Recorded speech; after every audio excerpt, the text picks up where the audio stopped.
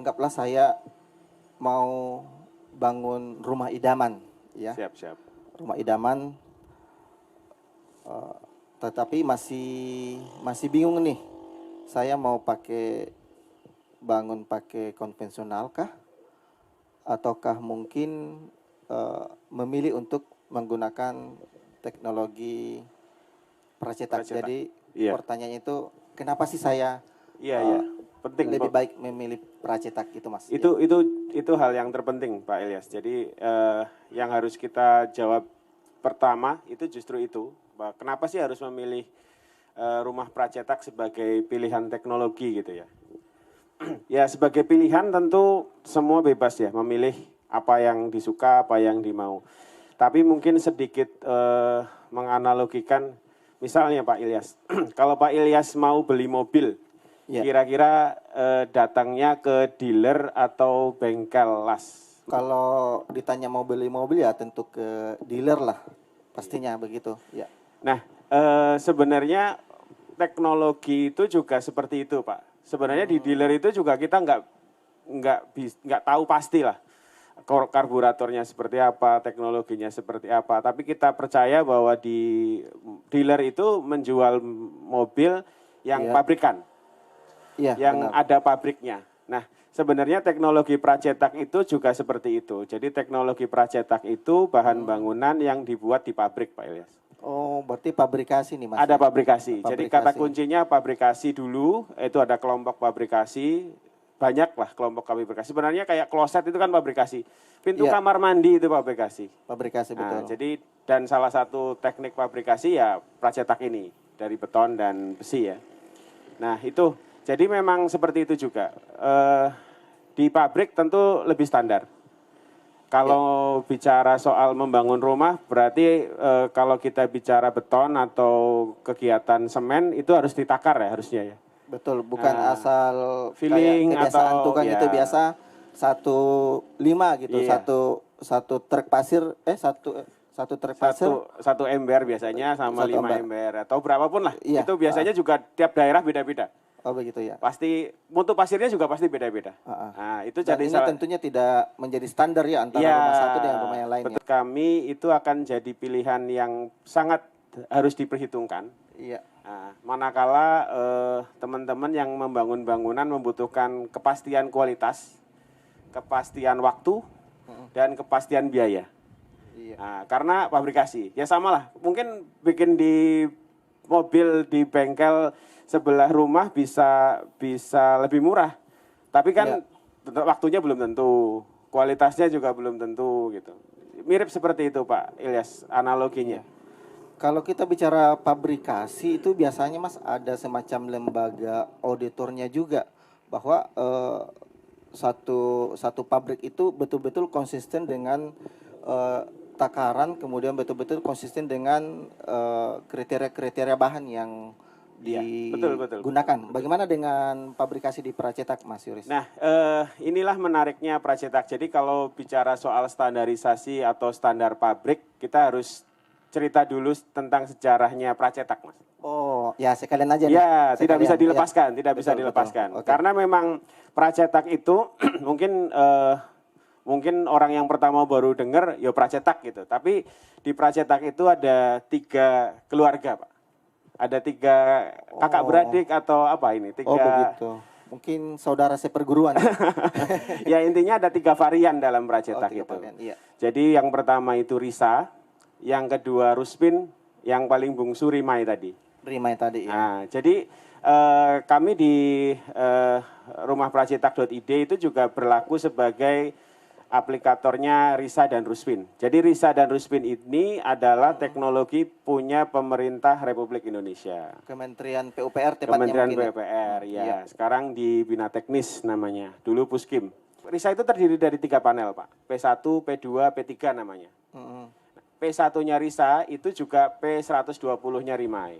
Oh sama. Jadi sama. Jadi memang mereka punya persekutuan ya, persinggungan panel-panelnya.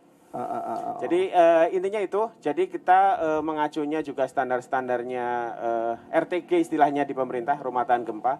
Oh, RTG ya. RTG. Itu Ruspin tadi ini belum? Oh iya, Ruspin. Ya, Ruspin. Seperti apa, Mas? Ruspin itu 2 komponen. Dua komponen. 2 komponen, kalau RISA 3 komponen, Ruspin itu 2 komponen. Polanya mirip, bentuknya juga kalau sekilas yang tidak terlalu paham akan sama. Nah, Ruspin itu salah satu yang menarik itu adalah ada dia di komponen keduanya, itu dia ukurannya 10 kali 10 atau 12 kali 12 cm, tingginya 1,5 meter. Itu yang kita ambil dan kita adaptasi jadi konektor di Rimai, Pak. Jadi Rimai itu sendiri, sebagian panelnya kita ambil dari RISA, sebagian panelnya kita inspirasinya dari Ruspin gitu, Pak. Berarti Rima ini modifikasi dari Ruspin Ya, dan RISA. mungkin lebih tepat pengembangan ya, Pak. Pengembangannya, pengembangan modifikasi, Ya, betul. kenapa? Kenapa dikembangkan? Kenapa perlu dikembangkan pertanyaannya, Pak ya? Mungkin karena ada kekurangan yang mau diatasi. Tadi, kenapa dari 2004 atau 2008 Ruspin itu sampai sekarang Pracetak tidak terlalu diminati, Pak? Itu karena salah satunya fleksibilitas. Jadi kalau dengan RISA atau Ruspin ukurannya tertentu. Sulit untuk bahasa kita belok sesuai keinginan. Kalau misalnya butuh kamar yang 2,8 itu sulit ya? Sulit sekali. Nah, kalau dengan Rimai ini bisa ya? Bisa. Jadi kalau Rimai itu setiap kelipatan 10 cm bisa.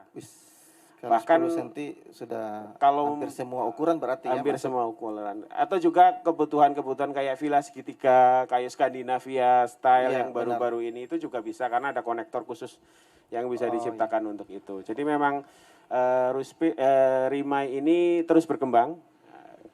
Goalnya tadi, Pak. Jadi suatu saat bangun rumah itu seperti datang ke dealer mobil, semuanya sudah fabrikasi. Gitu. Semuanya sudah ada standarnya. Sebentar Mas, semuanya sudah fabrikasi, berarti kalau dinding, atap, kuseng itu...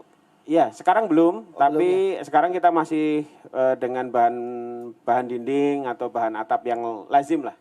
Bata merah, bata ringan, yang lazim digunakan masyarakat juga. Tapi ke depan setelah struktur ini sudah diterima atau sudah digunakan secara meluas, kita bisa perkenalkan bagian-bagian lain untuk fabrikasinya.